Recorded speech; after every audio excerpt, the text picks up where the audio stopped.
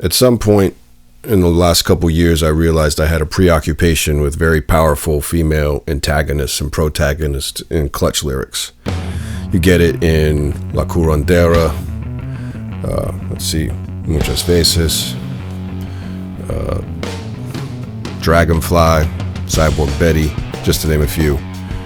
And I approached this song not wanting to do that. And in the process of not wanting to do that, I asked myself, why do I do that? And that's how this song started, that became Sucker for the Witch. It's a bit of kind of half-baked self-psychoanalysis. And I usually don't talk about things, real-life events that occurred in my life, in Clutch lyrics. It's usually entirely fiction. But in this case, my parents did take me and my sister to Salem, Massachusetts at some point in the early 80s. I was at the cusp of my adolescence, being a real pain in the ass. I remember walking behind my parents in the fog, 15, 20 feet back at all times. And the town was deserted. It was in the middle of winter, but I still didn't want to be seen with my parents. But they succeeded in dragging me to the museum there. I'm glad that they did. It was pretty impressive.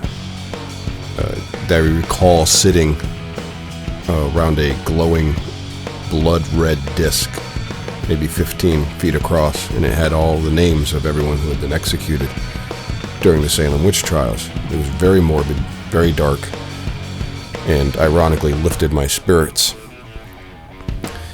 We left. We were walking back to our vehicle when I saw a woman who was dressed all in black sitting in a car, and she was parked in front of a store.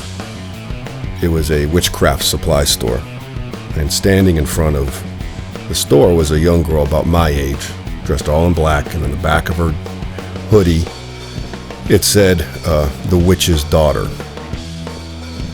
And she kind of looked over at me, and I looked at her. And in hindsight, I realized that this was my first run-in with a goth chick. And it really left an impression upon me.